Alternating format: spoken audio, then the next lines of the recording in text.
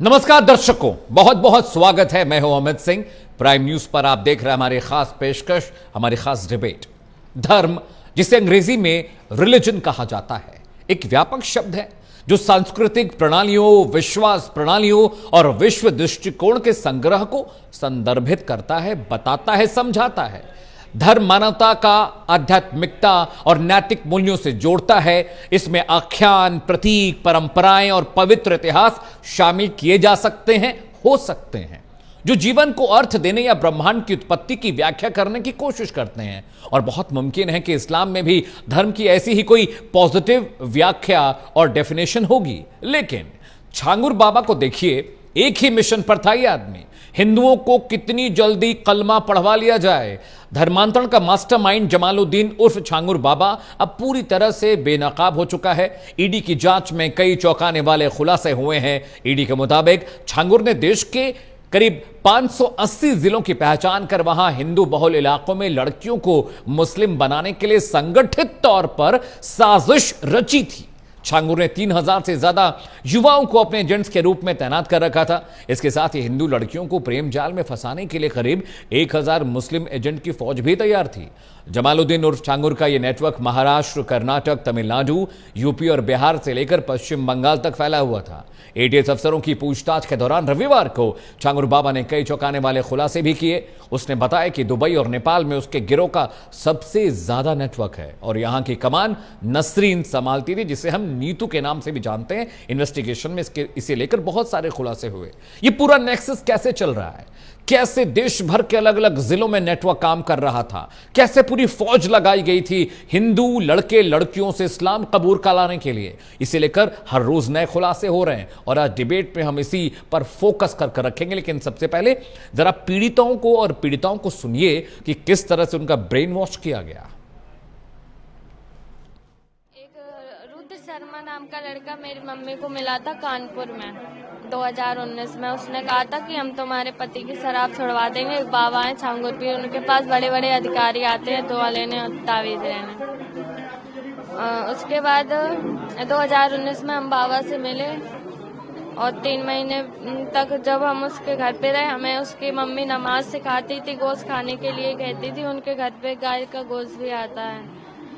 और जब हम प्रेग्नेंट नहीं होते थे तो उसके अब्बा कहते थे कि ऐसे ही बनाओगे भारत को इस्लामी मुल्क, मेराज से कहते थे। और उसका भाई अक्सर कहता रहता था कि 2047 तक ये मुल्क हमारा होगा। वीडियो कॉल पे छांगुर बाबा से भी रोज बातें करते थे वो लोग। मैं वही पीड़िता हूँ जिसका बलात्कार गांव घाना खंडी के अंदर फरमान जो है उसने किया, जो इनका चाचा है, और अपने दोस्तों के साथ मिलकर सिगरेटों से मुझे जलाया गया। मैं वही पीड़िता हूँ जो सऊदी तक, जहाँ सऊदी से लेके इनकी सहारनपुर तक इनकी हवानियत सऊदी से लेके सहारनपुर घाना खंडी तक खत्म नहीं हुई। ये मैं वही पीड़िता हूँ। और आज मैं ये बताना चाहती हूँ, न्यू अपडेट दे रही हूँ कि 3 जुलाई को जो यहाँ पे आयोजन हुआ था, जो घर वापसी हुई थी 15 लोगों की, उसके जरिए सऊदी से पाकिस्तान के आदमी। दिक्कत ये हुई कि हमारे गांव का एक संचित नाम का लड़का था, गौतम है वो झाड़ा, ये पोछा ओछा लगाने का, झाड़ू लगाने का काम करता था बाबा के यहाँ। बाबा ने उसको पैसे का प्रलोभन दिया, अपने जाल में फंसाने की कोशिश की। उसके बाद जब वो आवाज उठाया तो उसको धमकाया गया, परेशान किया गया। फिर हमको भी टार्चर किया गया कि धर्म परिवर्तन कर लो, लेकिन हम सनातनी हैं, हम क्यों परिवर्तन कर ले। बाबा ने कहा कि जो है बंदर की पूजा करते हो, जिसके माँ बाप की पता नहीं है उसकी तुम पूजा करते हो, इस्लाम धर्म कबूल कर लो। बाबा के ऊपर जब हमने एक्शन लिया तो नबीन जो उसके साथ में रहता है उससे हमारी कहा सुनी हुई, गाली भी दिया नबीन ने। नबीन एक है जो हिंदू से मुसलमान हुआ है, उन्हीं के साथ में रहता है। फिर हम न्यायालय गए, न्यायालय में भी हमारी कोई सुनवाई नहीं हुई कि कोई वकील हमारा। बाबा प्रलोभन देता था, पैसा दे रहा था, हर चीज की बात करता था कि खुशहाल हो जाओ। तो सुना आपने कि ये पीड़ित क्या कुछ कह रहे हैं। लेकिन विश्व हिंदू राष्ट्रीय परिषद के नेता गोपाल राय ने बाकायदा लखनऊ में एक प्रेस कॉन्फ्रेंस की। वो क्या खुलासे कर रहे हैं वो भी आपको सुनना चाहिए। देखिए, पीड़ित ये आए हैं कि एक तो 3 तारीख को जो घर वापसी हुई थी, तो इसमें लोगों को जान से मारने की धमकियां मिल रही हैं। अभी वो लड़की औरैया की है, उसके भाई और बहन दोनों की हत्या करने की धमकी दी जा रही है। और इसमें एक नया खुलासा ये है, देखिए ये 50 लड़कियों को, ये इसका नाम है बदर सिद्दीकी, ये विदेश में इस समय रह रहा है और ये 50 लड़कियों को यहाँ से गायब कर दिया। सऊदी अरब में बस गया है ये, और वहाँ से पूरा भारत में नेटवर्किंग फैला करके भारत के कई राज्यों में से हिंदुओं को ले जा करके इसका भी छांगुर से कोई कनेक्शन? ये छांगुर के ही लोग हैं, ये छांगुर के लोग हैं। और हरियाणा में भी अभी लोगों का वो हुआ था, तो ये हरियाणा में भी कुछ लोग पकड़े गए हैं 12 तारीख को 13 तारीख को। छांगुर का गैंग पूरे देश में जान से मारने की हमको क्या कुछ विशेष है? हाँ, जान से मारने की धमकी आई है और गाली भी आई है और थाने में सूचना भी दिया गया है। ये देखिए स्पीड पोस्ट से है और ये जान से मारने की धमकी, ये देखिए पूरा गाली भी दी गई है। ये पूरा बाकायदे यहाँ पे सारा सिस्टम बनाया गया है और ये निश्चित रूप से ये हत्या जो है कहीं न कहीं करेंगे। और सबको, जितने लोग 3 तारीख को घर वापसी किए थे, सबको धमकी मिली है। विशेष रूप से नेतृत्व करने वाला मैं हूं, विश्व हिंदू रक्षा परिषद का राष्ट्रीय अध्यक्ष। और देखिए वो महिला रो रही है, आप लोग जान का खतरा है पूरा जान। क्या अब तक सुरक्षा मिली या कोई? नहीं, सुरक्षा पहले थी। 18 साल तक मेरे पास 2 गनर फ्री ऑफ कास्ट थे। आज के डेट में कोई सुरक्षा नहीं। तो छांगुर बाबा रसिक है, शौकीन भी है, बड़े घर में रह रहा था। 10-10, 12-12 सीसीटीवी कैमरे लगे थे। निगरानी किसकी हो रही थी? खुलासे चौंकाने वाले हैं। साथ ही साथ पूरे देश में एक नेक्सस चल रहा था। 2047 तक पूरे हिंदुस्तान को मुस्लिम राष्ट्र बनाने का सपना ये इंसान देख रहा था। लंबी फौज बना रखी थी, रेड तय किए गए थे। और बड़ी बात यह है कि अब आतंकी कनेक्शन भी सामने आ रहा है, क्योंकि तुर्की, पाकिस्तान, सीरिया से पैसे आ रहे थे और इस्लामिक स्टेट से कोई ना कोई कनेक्शन बाबा का जरूर है। एक बड़ा पैनल मेरे साथ है, डिबेट करते हैं, समझते हैं कि आखिर ये सब क्या चल रहा है देश में। आलोक वत्स का स्वागत कीजिए, प्रवक्ता है भारतीय जनता पार्टी के। आलोक जी बहुत बहुत स्वागत है। पूजा मिश्रा मेरे साथ हैं, प्रवक्ता है समाजवादी पार्टी की। पूजा जी बहुत बहुत स्वागत है शो में। आचार्य प्रमोद मिश्रा जी हैं, हिंदू धर्मगुरु हैं। आचार्य बहुत बहुत प्रणाम आपको। और शोएब सिद्दीकी मेरे साथ हैं, is a Muslim scholar. Shoaib साहब वेलकम टू द शो। सबसे पहला सवाल मैं आलोक वत्स से करूंगा। आलोक जी, जिस तरीके और सलीके से छांगुर बाबा लगे हुए थे, एक ही मिशन था कि किसी भी तरह से हिंदू लड़के लड़कियों को कलमा पढ़वा लिया जाए, कुरान शरीफ उनके हाथ में दे दी जाए। लेकिन अगर यहां तक भी मामला रहता तो ठीक था, लेकिन आतंकी कनेक्शन सामने आ रहा है। 1000 करोड़ रुपए से ऊपर का मामला हो गया है। पाकिस्तान से फंडिंग हो रही है, तुर्की से फंडिंग हो रही है, सीरिया से पैसा आ रहा है। और ये जो फौज बनी हुई थी, मुस्लिम जो लड़के थे एजेंट्स, इनकी जो फौज बनी हुई थी, इनके पास हथियार की भी बात आ रही है। तो सिर्फ खुरासान वाला कार्यक्रम नहीं चल रहा था कि गजवा वाला मामला नहीं था। मामला यह था कि पूरे भारत को इन्फेक्ट कर दो ताकि आने वाले वक्त में हम हिंदुत्व को बिल्कुल खत्म होता मरता देख सकें। आलोक वत्स। देखिए अमित जी, आप सीनियर पत्रकार हैं, आपको याद होगा आज से 3 साल पहले पटना में पीएफआई के दफ्तर पर रेड हुआ था। तो वहां गजवाए हिंद की लिटरेचर मिला था, पुस्तक मिली थी। हाँ, लिटरेचर मिला था, जिसमें उनका इस कवायद की पुष्टि के सारे कारनामे लिखे हुए थे जी। ये उसी का एक पार्ट है। ऐसे लोग, फिरका परस्त लोग, देशद्रोही लोग, भारत को मुस्लिम राष्ट्र बनाने का सपना सजोए लोग, ये पूरे भारत के विभिन्न इलाकों में विभिन्न रूप। बताइए, एक अंगूठी बेचने वाला ने इतना बड़ा नेटवर्क खड़ा कर दिया। इसने, जहां तक मेरी जानकारी में है, जिन भी नौजवानों को, लड़कियों को लव जिहाद में फंसाकर धर्मांतरण कराने की कवायद कराता था जी, उनको चमचमाती बुलेट मोटरसाइकिल, 30-40 हजार रुपये उनका वेशभूषा बदलने के लिए, सारे ब्रांडेड कपड़े पहनने के लिए, घड़ी, अंगूठी, चेन पहनने के लिए, और हाथ में एक बहुत महंगी मोबाइल देता था। गांव के गरीब गुरबा लड़कियां उनकी ओर आकर्षित हो जाती थी और ये लोग उनको अपने मोह पास में फंसाकर हिंदू नाम या उसी की जाति का नाम बताकर उनके घरों में भी प्रवेश पा लेते थे। जी। और एक बेचारा सोचता था कि एक अच्छा लड़का भगवान की दुआ से खुद ही चल के घर में आया है, खर्चे भी बच जाएंगे, तो वो लोग इन लोगों का शिकार हो जाते।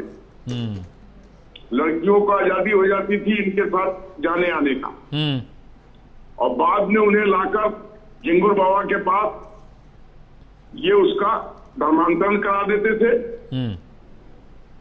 और उसकी शारीरिक शोषण की प्रक्रिया चालू हो जाती।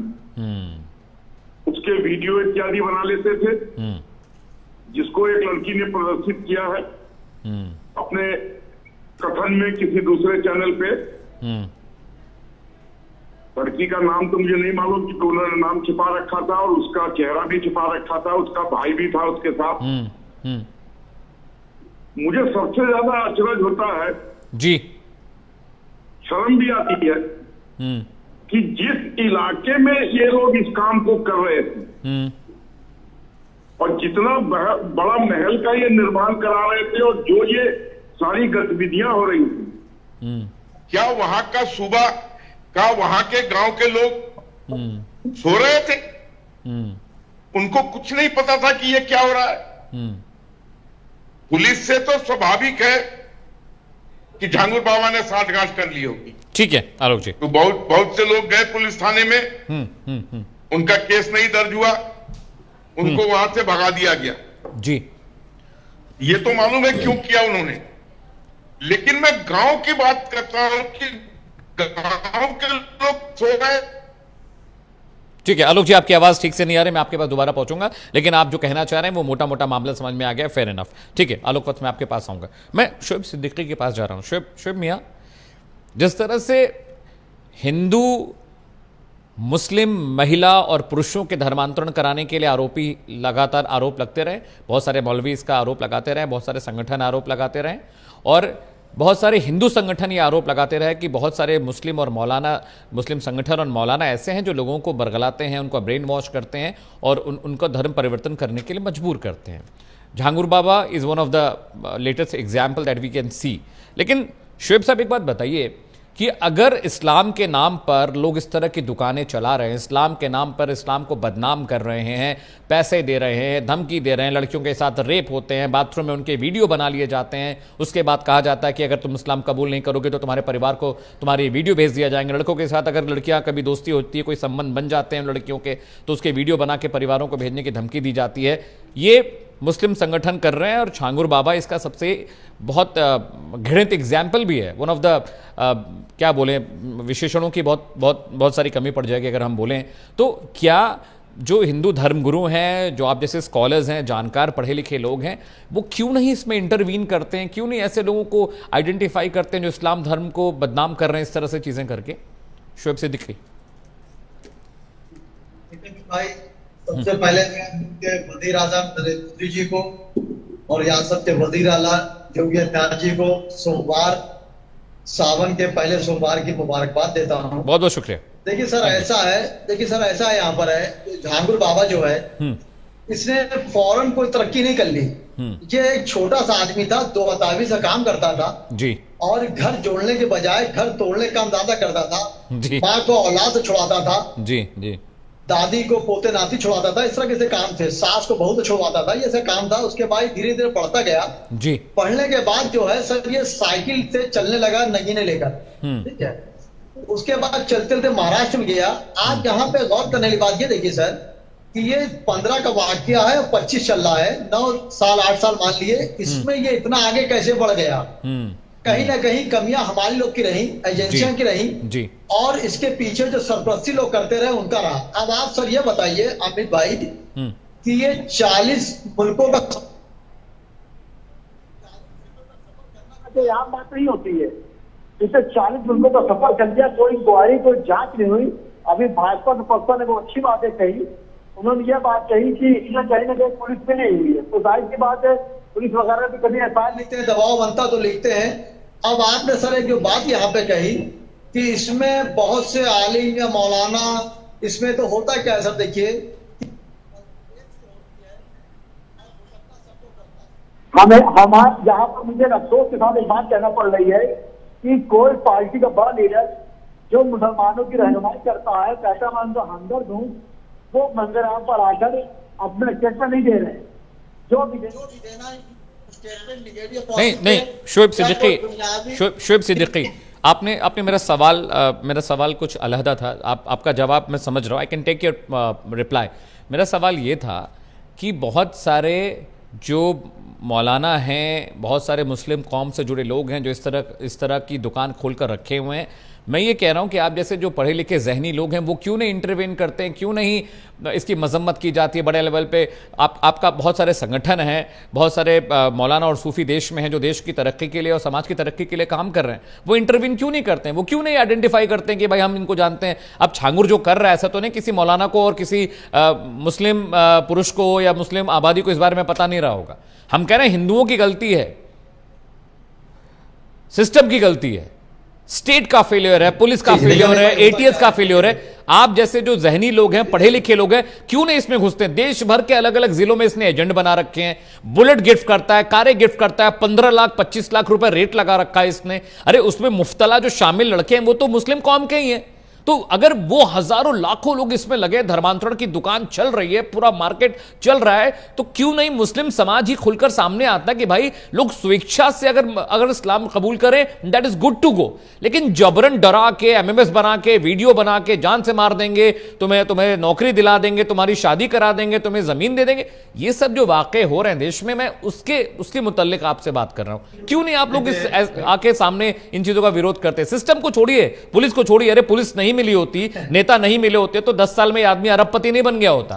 वो तो सेल्फ आंसर्ड क्वेश्चन है सर। देखिए अमित भाई की पूरी बात सुन लिएगा, 1-1.5 मिनट हमें दिएगा तो मैं मुकम्मल कर पाऊंगा। जी प्लीज गो अहेड। देखिए ऐसा है, देखिए सर, देखिए आप अब कह रहे हैं सिस्टम को बीच में रखिए, पुलिस को बीच में रखिए, ऐसे कैसे हो जाएगा? हमारे मुल्क में बड़ी बड़ी एजेंसियां हैं जो, नहीं पुलिस की गलती तो है ही शोएब भाई, पुलिस की गलती तो है, सिस्टम की गलती है। ये बात तो आलोकवत बीजेपी के नेता खुद ही कह रहे हैं कि भाई ये पुलिस का फेलियर है। देखिए यहाँ पर मैं आपसे ये भी कह रहा हूँ, देखिए जो हमारे वहाँ आलिम है, दुनियावी आलिम हो या दीनी आलिम हो, उनको मंदिर-ए-आम पे आना चाहिए। जिस तरह आपने कहा कि बहुत से लोग इसमें इन्वॉल्व है, कई शहरों में मामले चल रहे हैं, तो जाहिर सी बात है इसमें जांचें बैठी हुई हैं, जांच बैठ रही है और जो भी आएगा सामने मंदिर-ए-आम पर आ जाएगा। ऐसा नहीं है। आप बताइए कौन शोएब सिद्दीकी क्या नहीं चाहता है कि मुल्क में अमन रहे? अगर मेरी बेटी फातिमा ज़हरा अगर कोई कहेगा हिंदू हो जाओ या ईसाई हो जाओ, मुझे बर्दाश्त होगा? बिल्कुल बर्दाश्त नहीं होगा। तो होता क्या यहाँ पर, देखिए जहांगीर बाबा जैसे लोग के पीछे जाहिर सी बात है कोई ना कोई बड़ा हाथ है और वो धीरे सामने आ रहा है। अब आप बताइए जहांगीर बाबा के, देखिए थोड़ी बात तो अमित भाई आप जो कहना चाह रहे मैं कहूंगा, बताऊंगा वो बात, लेकिन जो आप बताना नहीं चाह रहे वही कहूंगा। उसके करीब 1000 का टर्नओवर दिखाया जा रहा है, कल 100 करोड़ का दिखाया, आज 1000 करोड़ का दिखाया जा रहा है। आखिर बैंक ने क्यों नहीं लॉक किया उसको? बैंक ने क्यों नहीं लॉक किया? या क्यों नहीं अकाउंट, क्यों नहीं उसको आपने नोटिस भेजा? इसमें देखिए होता क्या है, बात निकली है तो दूर तलक जाएगी, लोग बेवजह उदासी के सब पूछेंगे जहांगीर बाबा ने जो किया गलत किया। आप बताइए, उसने इतनी मेरी हिंदू बहनों को मुसलमान किया, कहाँ पे थे लोग आभूषण करने के लिए? वो लड़कियां अब मंदिर-ए-आम पर आके बता रही है कि हमको बहकाया गया, फुसलाया गया, किसी को 5 लाख का ऑफर दिया गया, किसी को 10 लाख का ऑफर दिया गया, किसी गाड़ी दिया गया, घोड़ा दिया गया। तो ऐसे बुला के नहीं दे दिया गया। मेरा कहने मतलब है, अगर मेरे बच्चे के बुखार है तो डॉक्टर कहता है इसको भिगोइए मत बरसात के पानी से, भीगता रहेगा बुखार नहीं उतरेगा। तो पहले आप उसको बरसात से पानी बचाइए तब वो ठीक होगा। तो यहाँ पे जो पीछे उसके हाथ है जो मंदिर-ए-आम पर आ रहे हैं, कहीं ना कहीं हमारी और हमारे सिस्टम की कमियां रही जो आगे बढ़ गया। और हमारे आलिम जो, मैं आप बिल्कुल सही कह रहे हैं, हमारा कौम होती शिया समुदाय, मैं उनका बहुत लब्बैक कहता हूँ, उनका इत्तेहाद, उनका बड़ा लीडर है, वो मंदिर-ए-आम पर आता अच्छा बुरा हो। हमारे वहाँ बड़े बड़े लीडरान हैं जो सरकार में तो रहते हैं, मलाई खाते हैं, लेकिन मंदिर-ए-आम पर आके नहीं कहते। जहांगीर बाबा का मामला 2-4 दिन से चल रहा है, लखनऊ से उनकी गिरफ्तारी हुई, लेकिन किसी लीडर ने आके मंदिर-ए-आम पर आकर, सियासी लीडर ने आके है, देवबंद है, इन लोगों आलिमों को आना चाहिए, वरना इसमें आप लेकिन दिक्कतों का सामना करना हो जाएगा। आप बिल्कुल सही कह रहे हैं। और जो धर्मांतरण करा रहे हैं, मैं इसको कह रहा हूँ, ये मुल्क संविधान में चलता है, जबरदस्ती आप किसी नहीं कर सकते। ठीक है शोएब भाई, ठीक है। जिस मुल्क में रहो वफादारी करो, मैं आपके साथ हूँ, अगर मेरे साथ ऐसा होता मुझे खराब लगता, उसी तरह मैं सामने वाले सोचता हूँ कि उसके साथ थोड़ा बुरा हो रहा है। मैं आपके साथ हूँ, जो झांगुर बाबा ने का बिल्कुल गलत किया, और मेरे सियासी लीडर और दुनियावी लीडर से मेरी गुजारिश है कि मंदिर आम पर आकर अपना स्टेटमेंट जरूर दीजिए। एग्जैक्टली शोएब, आम मुसलमान इधर पीछे आएगा। शोएब सिद्दीकी, यही चाहता हूं मैं। आप मेरा सवाल बेहतर तरीके से आप समझ गए। मैं आचार्य प्रमोद के पास जाऊं, उससे पहले मैं पूजा जी के पास जा रहा हूं। पूजा, हम इस पर डिबेट पिछले 10 दिन से, 1 हफ्ते से कर रहे हैं कि सिस्टम का फेलियर है। उस दिन भी आप डिबेट में मेरे साथ थे, आलोक भाई भी मेरे साथ थे, तो ये कहा जा रहा था कि पुलिस का फेलियर है, सिस्टम का फेलियर है, एटीएस को देर से क्यों पता लगा, ईडी ने पहले कार्रवाई क्यों नहीं की, बहुत सारे नेता इसमें मिले होंगे, सिस्टम इसमें इन्वॉल्व है, नहीं तो कोई इंसान 5 रुपए की अंगूठी बेचने के बाद 500 करोड़ का मालिक नहीं बन जाएगा। ये ठीक है, ये बहुत सिस्टमैटिक बातें, लॉजिकल बातें पूजा जो आपने उठाया, और मैं मानता हूं कि ये होनी चाहिए। लेकिन क्या ये भी हो रहा है कि कान बंद कर लिया, कंबल ओढ़ के घी पीने वाला काम हो रहा है, चाहे वो हिंदू नेता हो, चाहे मुस्लिम नेता हो, चाहे सिस्टम हो, चाहे जो भी हो? ऐसा लग रहा है पूजा ना कि सब लोग चुपचाप देख रहे हैं, जिसका जिसमें फायदा है उसके हिसाब से अपना आदमी काम कर रहा है। पूजा, आपको नमस्कार अमित जी, और साथी लोगों को मेरा नमस्कार। आज प्रथम सोमवार है सावन का, आप सभी को सावन के प्रथम सोमवार की हार्दिक शुभकामनाएं जी। अब आपने जो बात कहा कि जो है सबने क्या सिस्टम आंखें बंद कर ली, मैं एग्री करती हूँ, बिल्कुल सिस्टम में आंखें बंद कर ली हुई है। आप सोचिए कि ये जो छांगुर बाबा आपने कहा बोला कि केस क्या कर रहा था, क्या कर रहा था, आप अभी बता रहे हैं कि टर्की से आ रहा था फंड, और जो है सीरिया से आ रहा था, पाकिस्तान से आ रहा था, तो इसमें तो लोकल आदमी कुछ नहीं कर सकता ना, क्योंकि आपको पता ही नहीं है। इंटरनेशनल से आप बताइए, किसी कॉमन व्यक्ति के पास चले जाइए, उसको पता है क्या कि इंटरनेशनल से मनी ट्रेल कैसे होता है? उसको तो ये भी नहीं पता है कि पासपोर्ट काफी नहीं है आपको विदेश जाने के लिए। जब वो जाने चालू तब उसको पता चलता है कि नहीं, वीजा जरूरत पड़ती है, पासपोर्ट से सिर्फ विदेश नहीं जा सकते, भी जरूरत पड़ेगी, तभी आप जा पाएंगे। तो आप जब ये इतनी बड़ी चीज की बात कर रहे हैं, एकदम बड़ी चीज की, तो आप ये कहना कि जैसे नेता आंख बंद करके बैठ गया, वो आंख बंद करके बैठ गया, मैं एग्री करती हूँ कि हाँ, आंख बंद करके बैठे रहे तब भी इतनी दूर तक पहुंची ये बात। और अगर पीएमओ तक एप्लीकेशन नहीं पहुंचती पूरे सबूत के साथ में, मुझे लगता है कि आज हम इस पर डिबेट भी नहीं कर रहे होते। एग्जैक्टली ट्रेल चल रहा होता। आपको पता है कि जो है अगर इनके खुद के घर के अंदर में तोड़ फोड़ ना बचती, अगर ठेकेदार मित्र को जो है दिक्कत ना होती, बब्बू जो है, सोचिए कि एफआईआर इसके अगेंस्ट में करने गया, वो उसके ऊपर 7 एफआईआर लॉन्च कर दिया गया जी। तो ये जो घुन हो रखे हुए हैं, ये देश को खा रहे हैं। छांगुर बाबा तो एक जो है वो घुन नहीं है, छांगुर बाबा घुन तो ये लोग है ना जिनके पास में जिम्मेदारी है दीवार को खड़ा करके रखने की। छांगुर बाबा जैसे लोग तो आएंगे ही तोड़ने के लिए, ये तो हथौड़े लेकर के आ रहे हैं तोड़ने के लिए जी। पर परेशानी ये हो गई कि जिनको इन ईंटों को संभाल करके रखना है वो करप्टेड हो गए हुए हैं। और मैं फिर कहूंगी कि मैं इस बात को कभी नहीं मान सकती कि बिना करप्शन के ये इतना ऊपर तक पहुंचा हुआ है कि जब तक सबूत के साथ वहां पे पहुंचा नहीं कोई। इस बात को तो बीजेपी नेता भी कह रहे हैं, आलोक वत्स भी कह रहे हैं कि अमित भाई अगर लोकल लोग नहीं मिले होते। आलोक वत्स जी कह रहे हैं कि जो है जो लोकल थे, क्या उनको पता नहीं चला?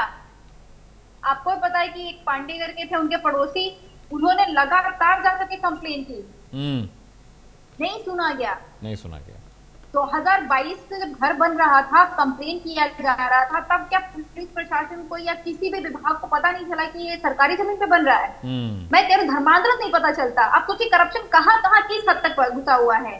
अगर जो है आप वहाँ पे कनेक्शन दे रहे थे, ये कुछ तो किया होगा, बिना तो ऐसा तो है नहीं कि पूरा पता ही नहीं चला किसी को इतना लंबा चौड़ा घर बन रहा है। पूरा करप्शन, पूजा प्राधिकरण, पुलिस, लोकल तहसीलदार, डीएम, एसडीएम, ये सब इसमें इन्वॉल्व है। आता है कि इनके पूर्व मंत्री जी ने भरी सभा में कहा था कि इतना करप्शन भारत के इतिहास में कभी नहीं था। ठीक है, तो ऐसा लगता है कि शायद जमीर मर गया है लोगों का, वरना जमीन किसी का जगह होता ना तो उसी समय जैसे ही चालू होता। आपको पता है कि आपने एक थ्रेड खोला तो जैसे ही एक थ्रेड खींचा वो तुरंत, अब देखिए एक ही थ्रेड को खींचा गया है, 1 स्ट्रिंग आपने खींचा तो पूरा दरवाजा के पता चल गया, आपको पूरा नेक्सस पता चल रहा है, लेकिन वो 1 स्ट्रिंग खींचे कौन? ठीक है, आचार्य प्रमोद के पास जा रहा हूँ। ठीक है Puja, I come to you. Point taken Puja, point taken.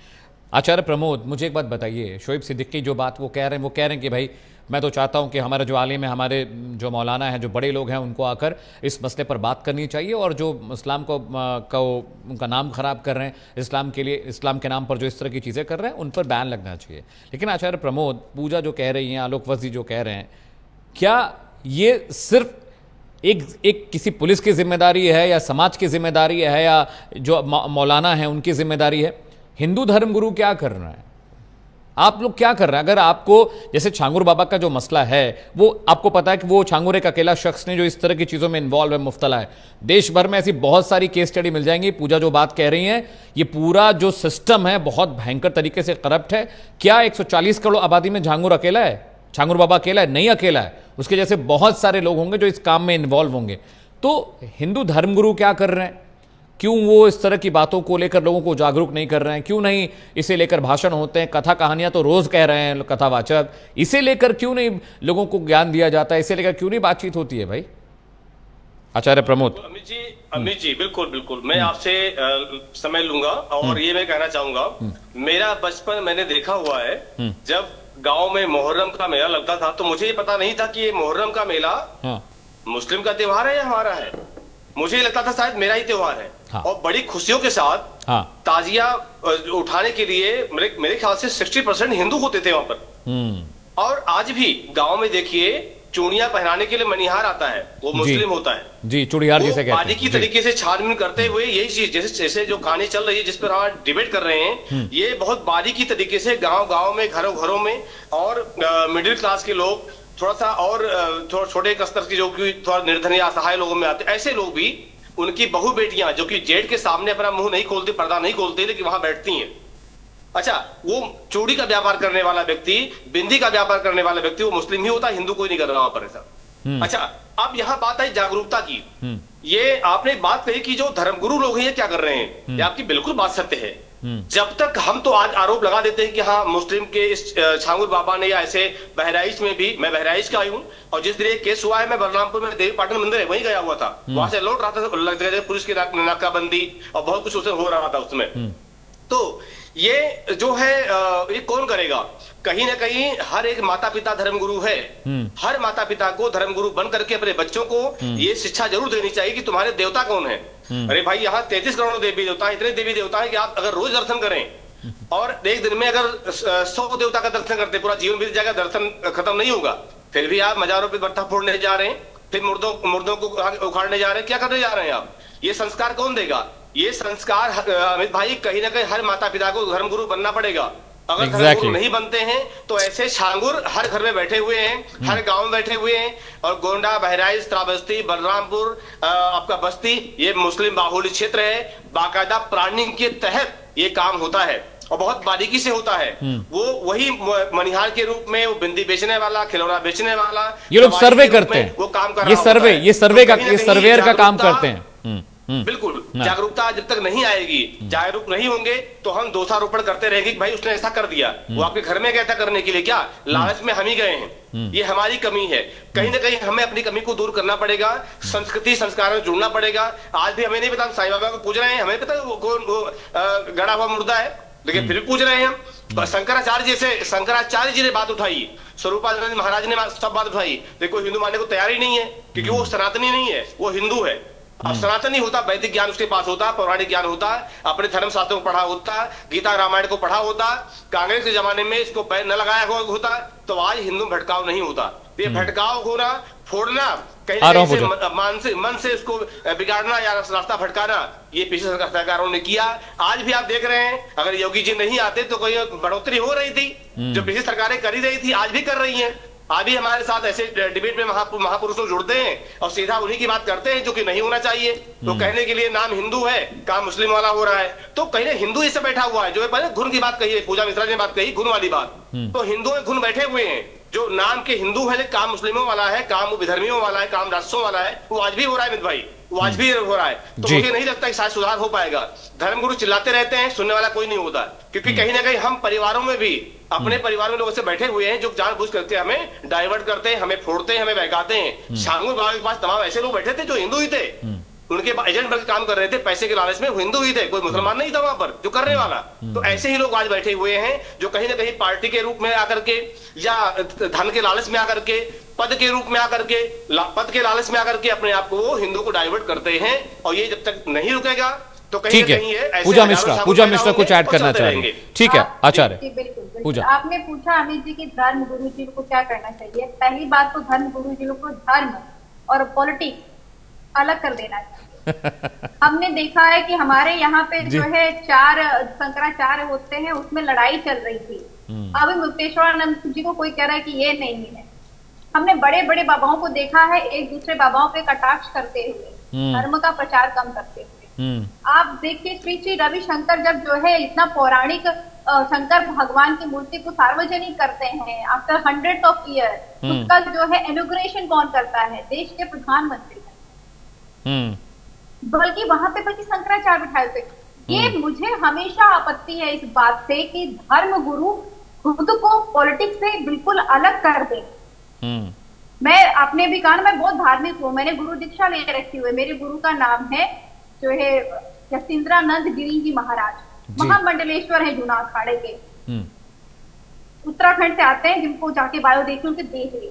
तो मैं मेरे जैसा पॉलिटिकल इंसान अगर धर्म को पॉलिटिक्स से अलग कर सकता है, तो जो धार्मिक गुरु हैं वो पॉलिटिक्स को अलग क्यों नहीं कर पा रहे?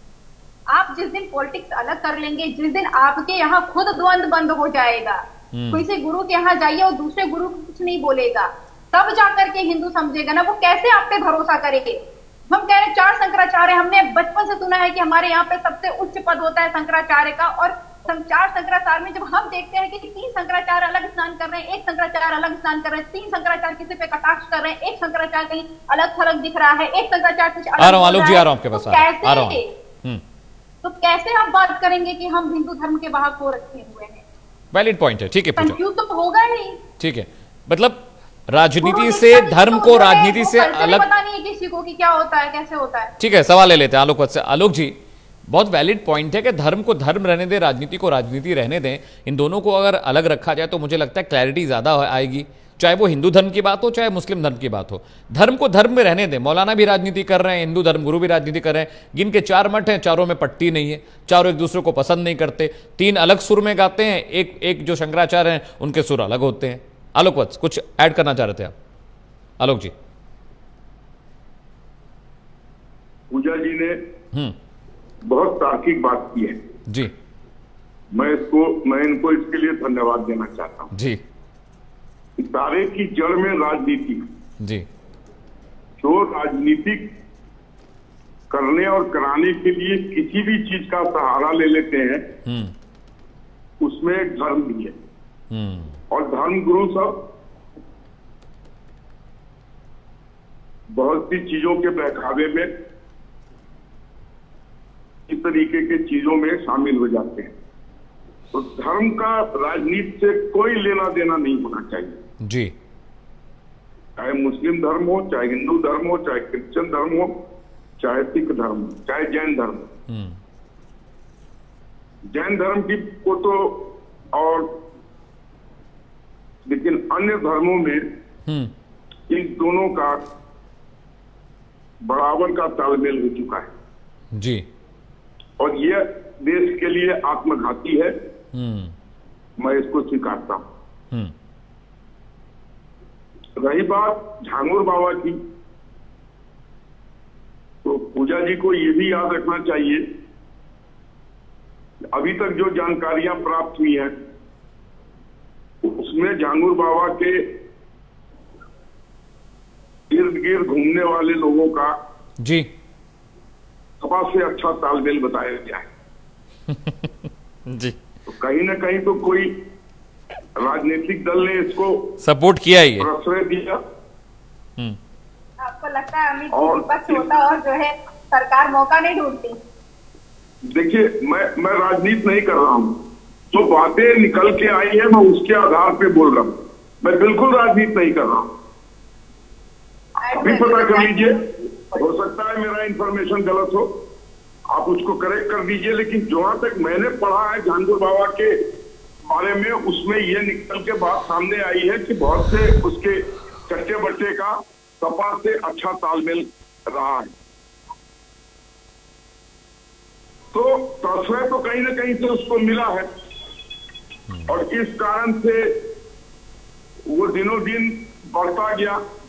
सारी एजेंसियां, चाहे इनकम टैक्स हो, चाहे आपको बैंक हो, चाहे पुलिस हो, इन्होंने तो कमी की है।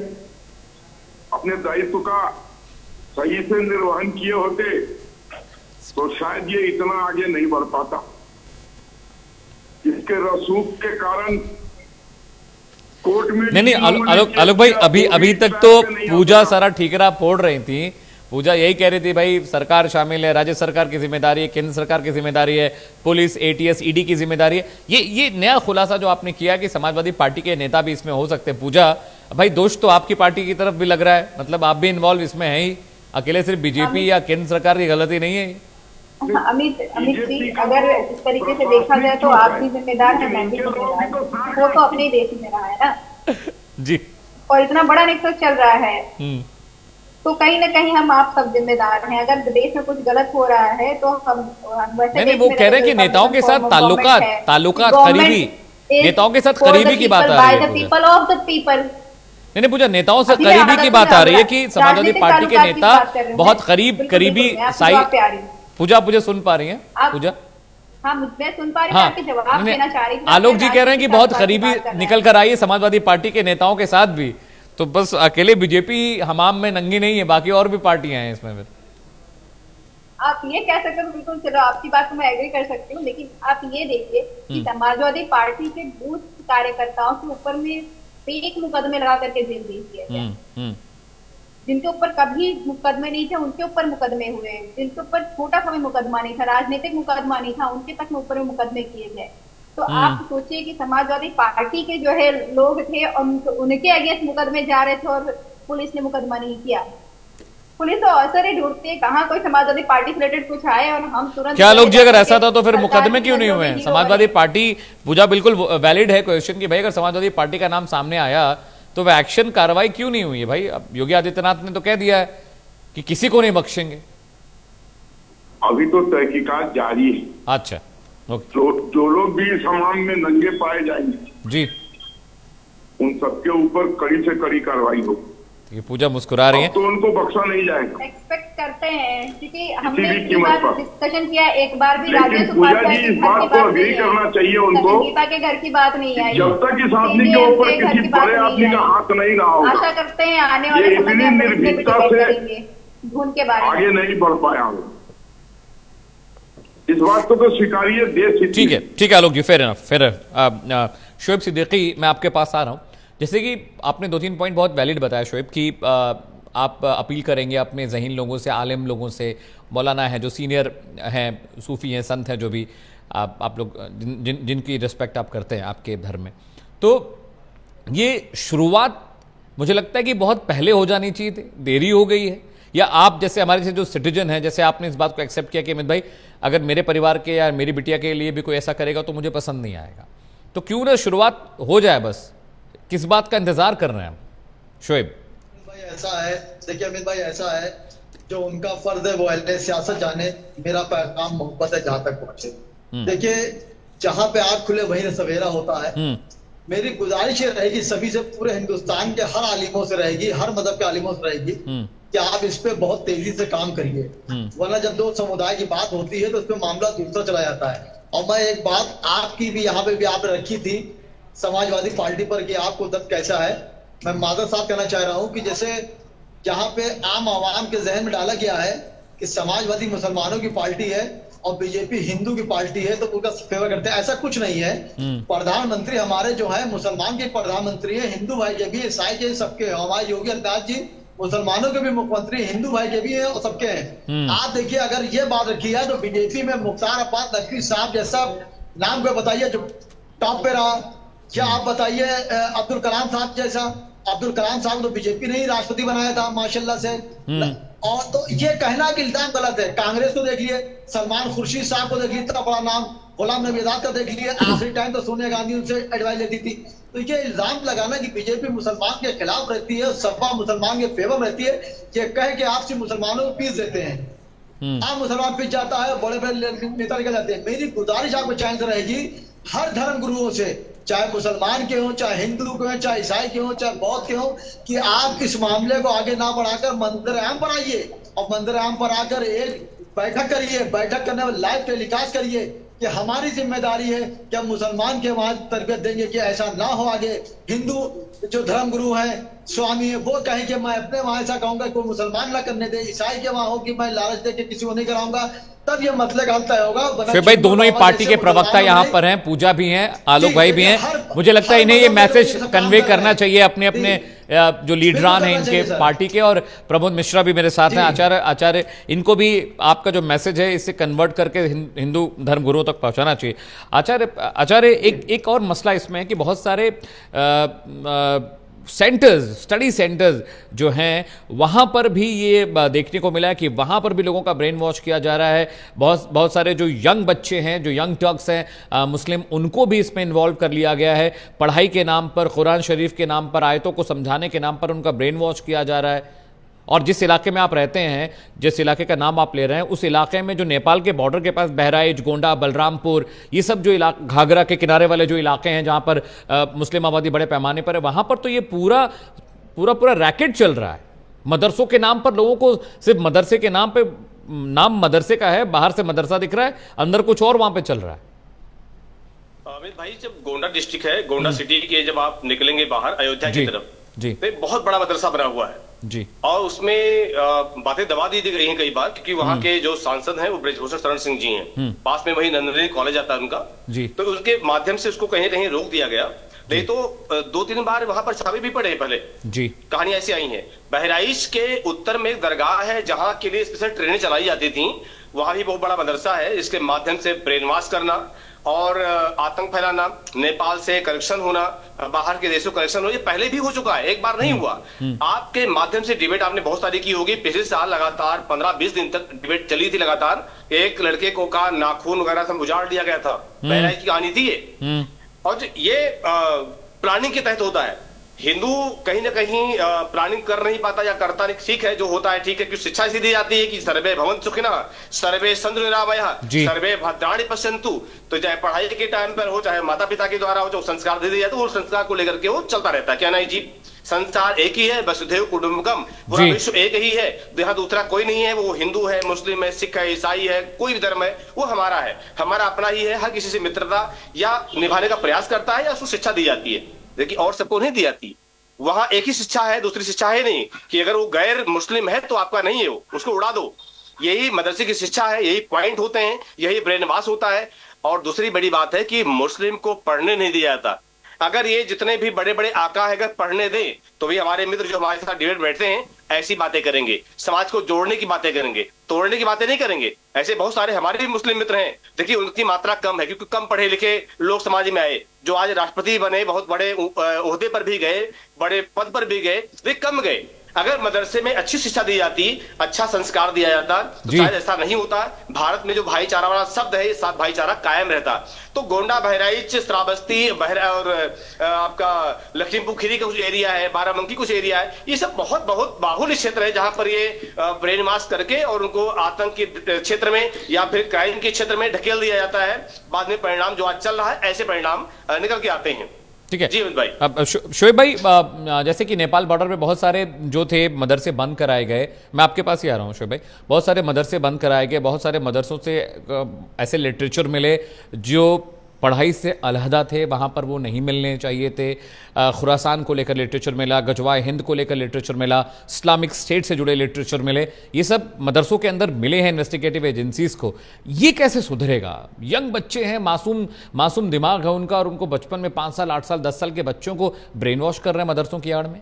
ये कैसे सही किया जाए? ये कैसे आइडेंटिफाई हो कि भाई फला मदरसा ठीक है, फला मदरसा ठीक नहीं? क्योंकि हम तो अपने बच्चों को पढ़ने के लिए, तालीम के लिए भेजते हैं, अब हमें तो नहीं पता अंदर क्या हो रहा है।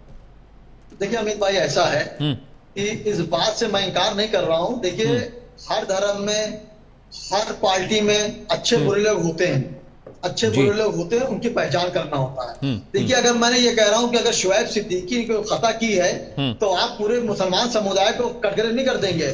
या हमारे एंकर अमित भाई हैं, अगर उन्होंने कोई खता की है तो आप पूरे हिंदू समुदाय को नहीं कटघरे कर लेंगे। बिल्कुल। देखिए ये हकीकत है मदरसे भी हैं, बहुत सी संस्थाएं चल रही है, अगर आप और मदद हो जाए, चल रहा है, गलत चल रही है। और मैं आपके चैनल से दोबारा कहना भी चाह रहा हूँ, आप देखिए जो हो रहा है बिल्कुल गलत हो रहा सर। लेकिन सर अगर नेपाल से कोई अंदर आ जा रहा है, चाइना से कोई अंदर आ जा रहा है, पाकिस्तान से कोई अंदर आ जा रहा है, बांग्लादेश से कोई अंदर आ जा रहा है, तो उसके जिम्मेदार कौन है? जो मौजूद सरकार है।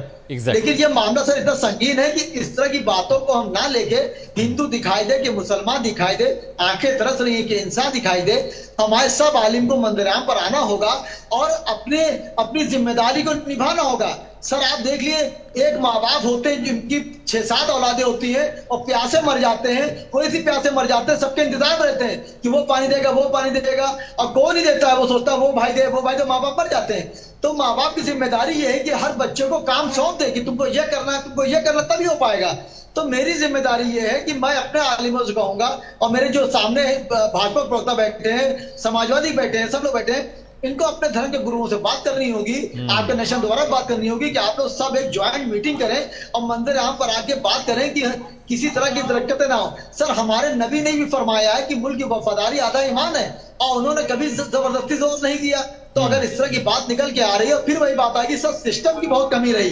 आप बताइए सर, जो इस दौर में अगर खाना पीना मुश्किल है सर, इतनी महंगाई है, पढ़ाई लिखाई वगैरह वगैरह, वो अरबपति हो गया, हजारों का टर्नओवर हो रहा है, कई नाम निकल के आ रहे हैं। अभी आप देखिए कई नाम आपको अमित भाई हैरत अंगेज निकल के आएंगे।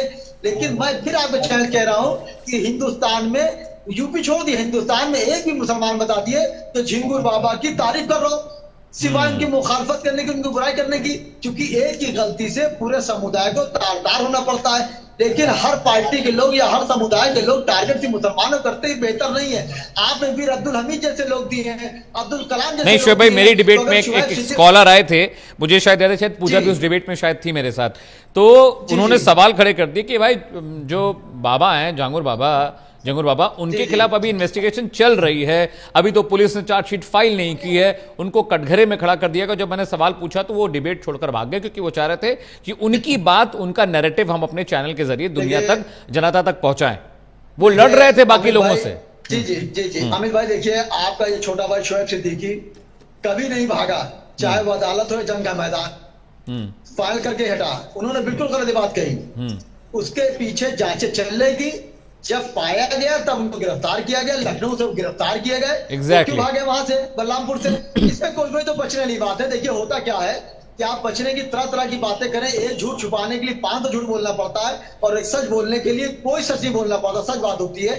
फिर हमारी गुजारिश रहेगी मुख्यमंत्री जी से खास करके कि निष्पक्ष जांच की जाए, कम अज कम। चूंकि सिस्टम में सर, एक अमित भाई बात करना चलूं कि झगड़े में होता सर क्या है, जो बवाल होते हैं उसमें झगड़ा पत्थर कोई फेंक देता है, वो भाग जाता है और बेचारे बेकसूर उसे फंसते हैं, चाहे किसी समुदाय के हो।